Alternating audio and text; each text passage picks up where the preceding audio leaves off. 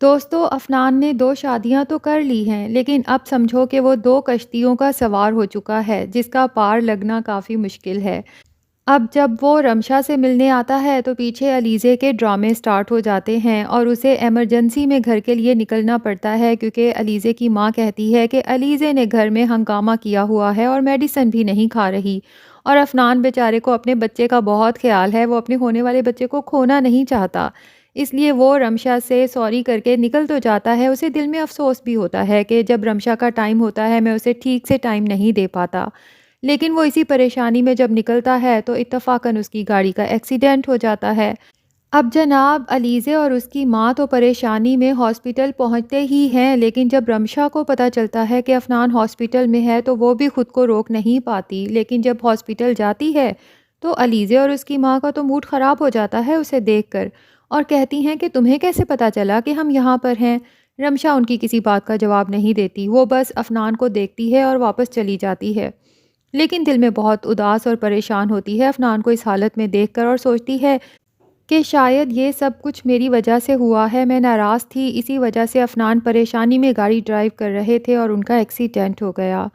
बहरहाल अफ़नान हॉस्पिटल से घर तो आ जाता है, लेकिन उसकी हालत ख़राब है और अलीज़े तो अपनी माँ से कहती है, भई मैं तो अफ़नान का इतना ख़्याल नहीं रख सकती।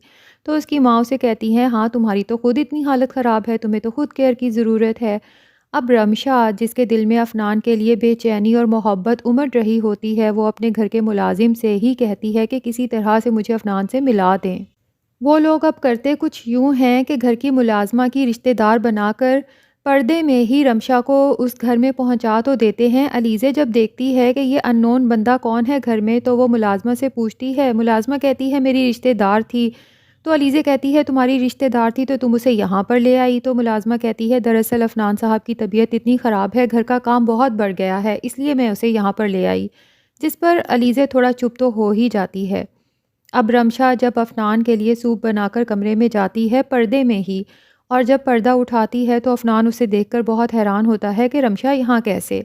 लेकिन देखना यह है कि कितने दिन तक रमशा पर्दे में रह सकेगी। आखिर अलीज़े और उसकी माँ को शक तो डेफ़िनेटली होगा, कहाँ अलीज़े सर क्या गले में भी दुपट्टा नहीं रखती और कहाँ घर की मुलाज़मा इतने पर्दे में।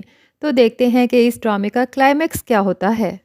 और आप तमाम दोस्त जो चैनल पर आते भी हैं और प्रोमो देखते भी हैं, लेकिन चैनल सब्सक्राइब नहीं करते, प्लीज़ प्लीज़ प्लीज़ ऐसा ना किया करें। जल्दी से चैनल को सब्सक्राइब कर लें।